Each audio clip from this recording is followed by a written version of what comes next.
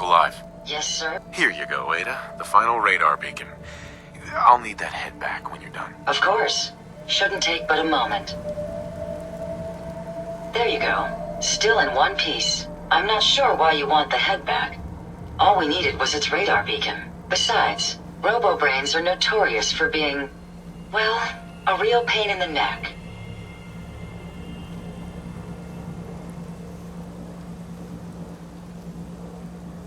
What else do you know about them, Ada? Quite simply, it's the first time General Atomics produced a successful union between organic matter and robotics. The brain is used both as a control unit and a data storage unit, which is far more efficient than using standard circuits. Unfortunately, there were a lot of programming issues with these robots which caused them to be a bit, shall we say, unhinged. Hopefully, this particular robo-brain will have some of the answers that we've been seeking.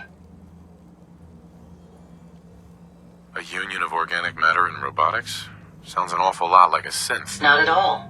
The robo-brain was built with a very different design philosophy in mind. General Atomics' intent was to use the human brain to augment the robot's functions, primarily to accelerate the decision-making process. Free thought and individuality was never intended.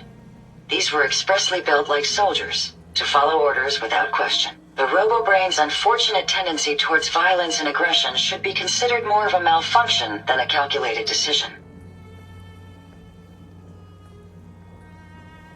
Now that you have the final radar beacon, will it be enough to track down the Mechanist's location? I certainly hope so. I've already started the calculations while we've been having this conversation. That still doesn't explain why you need that head back. We still need it, Ada.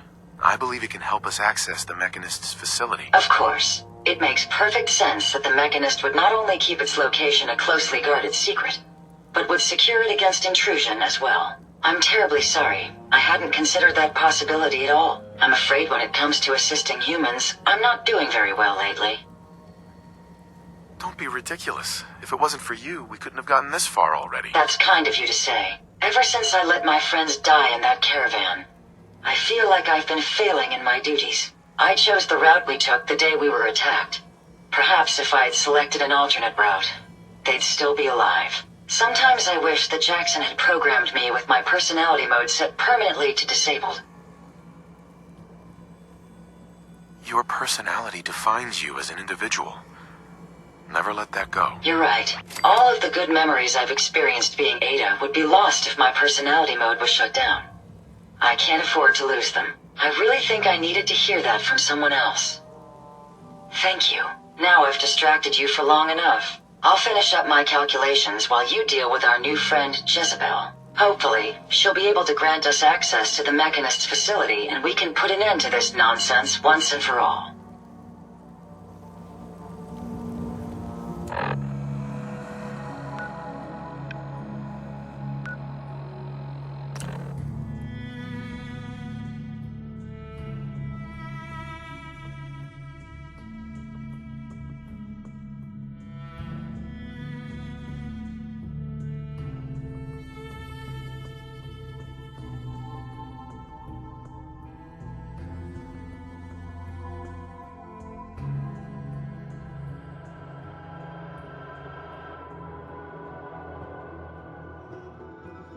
On.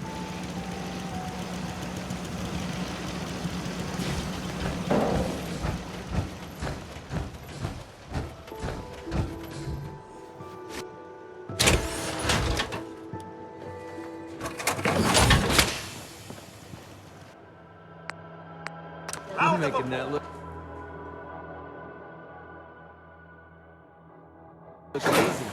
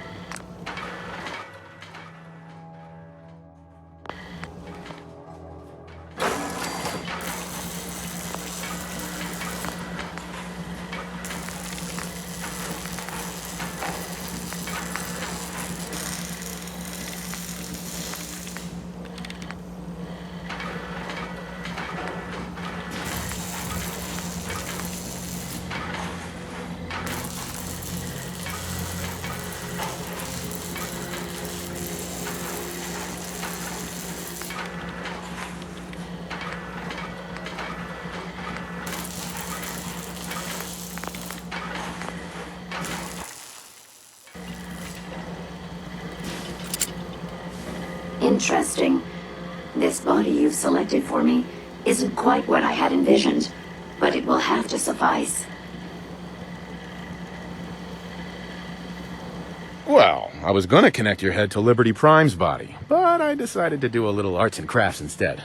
Disappointed? If you're attempting to use sarcasm as an intimidation tactic, I'm afraid you're wasting your time. Look, it's obvious we don't care for each other's company, which suits me just fine. So, why don't you ask me everything you wanted to know, and then I'll be on my way. Why did General Atomics make you so uncooperative? I haven't the faintest idea of what you're talking about. I am a top-of-the-line model, with an efficiency rating that makes Mr. Handy look like a glorified toaster oven. When given a set of instructions, I will complete them without question, and without error. Now, were there any other ridiculous questions you wanted to ask? Tell me everything you know about the Mechanist. Now there's a fascinating subject. The Mechanist, amazingly adept at programming, a veritable genius with electronics. I'm not surprised you're interested. I've been dutifully carrying out the Mechanist's instructions to help the people of the Commonwealth for quite a long time. I knew there was some good left inside that brain. What you call good, I call my primary directive. The Mechanist instructed me to seek out and help the people of the Commonwealth. By my calculations, the easiest way to help a human is simply to destroy it. There's no point in prolonging a laughably fragile life. It's the most efficient way to assist them. Any other effort to help tends to result in numerous complex side effects. I don't think you understand the definition of help. Help. To give or provide what is necessary to accomplish a task or to satisfy a need. I'm doing exactly as I was instructed.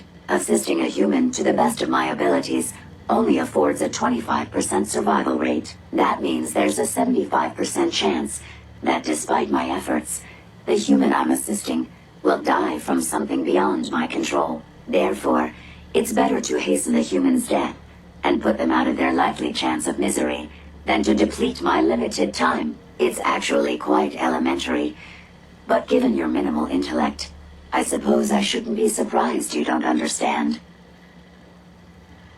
And you're going to be a brain pate if you don't tell me how to access the Mechanist's facility. There's no need to be rude. It's rather simple, really. In order to gain entry to the Mechanist facility, you're going to need to outfit one of your robots with an MSAT modification. I'll upload the plans to your Pip-Boy device. There.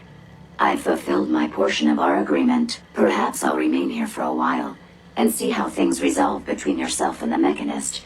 Purely for my own amusement, of course. I suspect you'll have quite a tale to tell once you return.